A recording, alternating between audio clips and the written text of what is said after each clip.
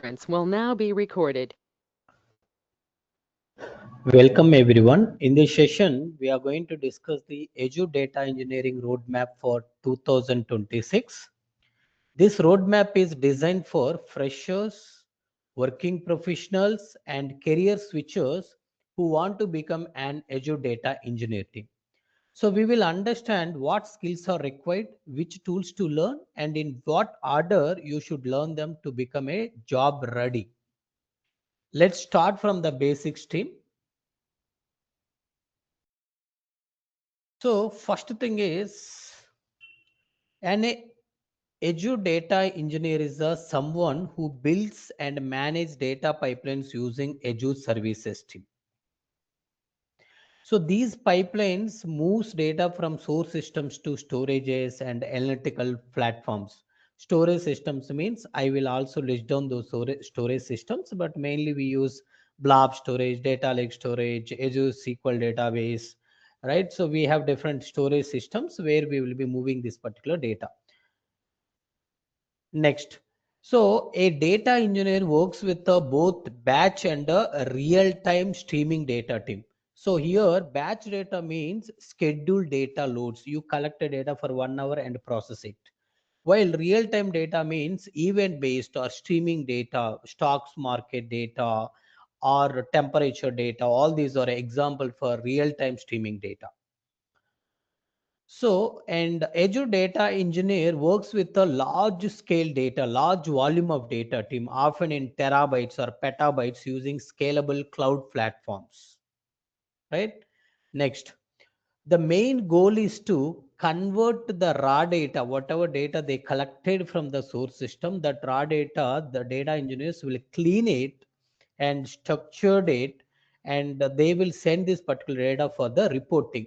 So when you send this data for the reporting, business will take the decisions from that particular data. So that particular analytical ready data that can be used by your data analyst, data scientist, and business users, many people will use that particular data. So the core tools you need to use for this Azure Data Engineering are Azure Data Factory, Azure Databricks, Synapse. But instead of you can use you can learn a Synapse or you can learn a Fabric. Okay, maybe I have not mentioned. You can also learn a Fabric.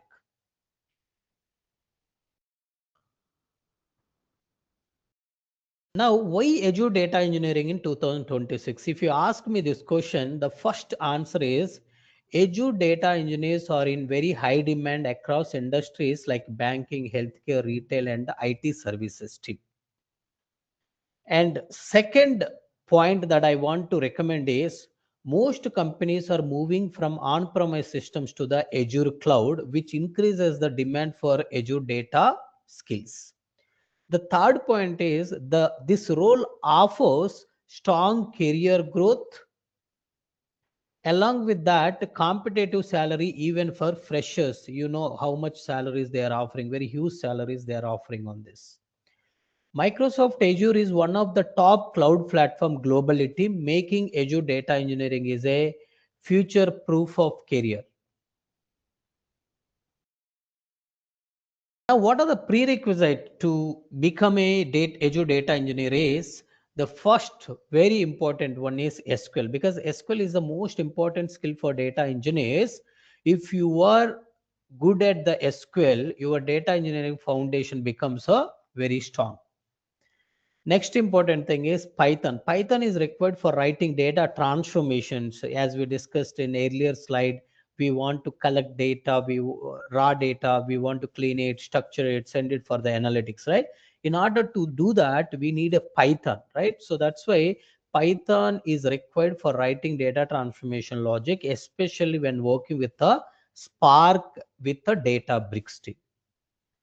Third point is you should understand basic data concepts like OLTP system, OLAP system, and how the transactional data differs from analytical data. Remember, transactional data means you are making a payment, you are buying something, you are booking a flight. All these are a transaction. This data, whatever we collect, is called a transactional data. This data we just send it for the analytics to understand decision making. I want to know how many flights I have to run per day. That is a decision I want to take. But how you will take this decision? Based on number of bookings per day, right? So that's how the analytical and the transactional data will have a little difference. Next, you must understand a common file format such as CSV, JSON, Parquet, and the Delta, which is very popular nowadays in Databricks. One thing I want to finally make you remember: strong SQL is nothing but a strong foundation for your data engineering team. Next, so with respect to the Azure fundamentals team, so first you need to understand Azure portal basic. First you should be comfortable using Azure portal to navigate, manage services and all. Next one is resource group. Resource groups are used to logically group Azure resources for management and building. You need to understand this. Then you need to talk about Azure regions and subscription. You must understand Azure regions. Wherever you have a data centers, based on your client nearest data center, we generally provision our resources there. And you should understand how your subscription controls access and cost.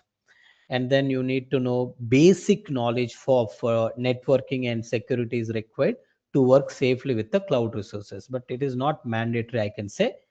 And you have a something called AZ 900 level understanding is enough. Remember, AZ 900 is a one of the Azure certification, which is a foundation certificate that you can able to clear. You will also get a lot of free coupons which are provided by the Microsoft to clear this particular certification.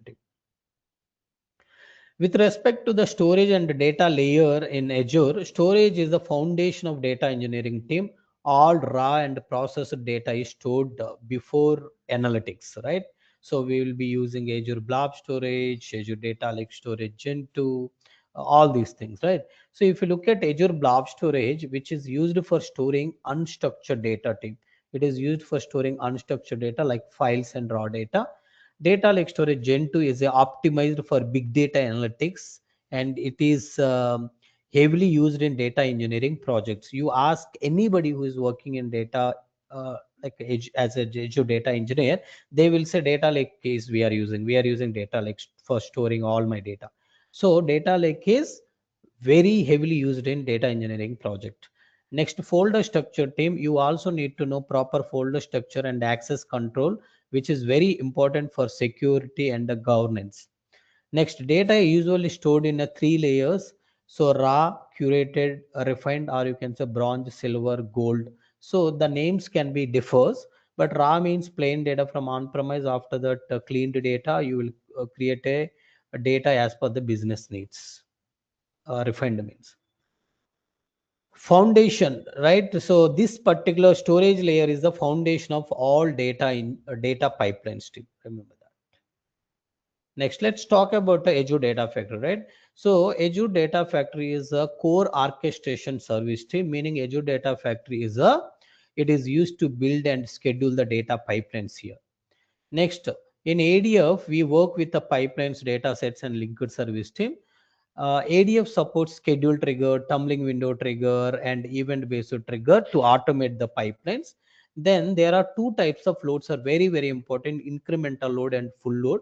So you also need to know what are the different design patterns of the incremental load. You can find in our playlist, recent playlist of for 2026. We are following a proper order, and you can just go through that to get a better clarity. And Azure Data Factory is the backbone of Azure Data Engineering with respect to the Azure cloud.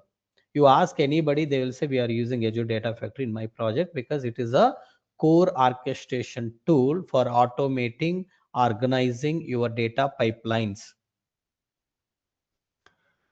Next, let's talk about Azure Databricks, right? Azure Databricks is mainly used for large scale data processing and data transformation. You want to clean the data from raw data, then you want to create some aggregated layer to understand better about your business, right? So here, first thing is Apache Spark, right? You must understand Apache Spark fundamentals team. Next, PySpark transformation. PySpark is used to write a transformation logic on large data sets. You need to know about that. Delta Lake provides say asset transactions, time travel, better performance compared to whatever issues we have earlier with the Databricks. We can able to resolve everything with the help of the Delta Lake.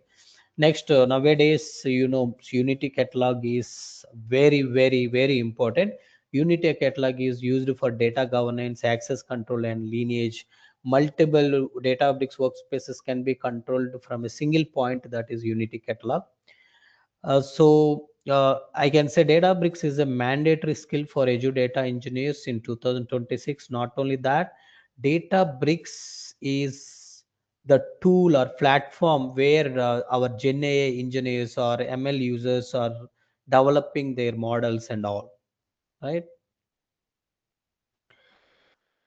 Finally, we are into the Azure Synapse Analytics team. Azure Synapse Analytics is used for analytics and reporting workloads. You can able to create the reports here. Here we have two types of servers. Like one is serverless SQL pool. It will be you will be making a payment based on usage. Next, you have a dedicated SQL pool.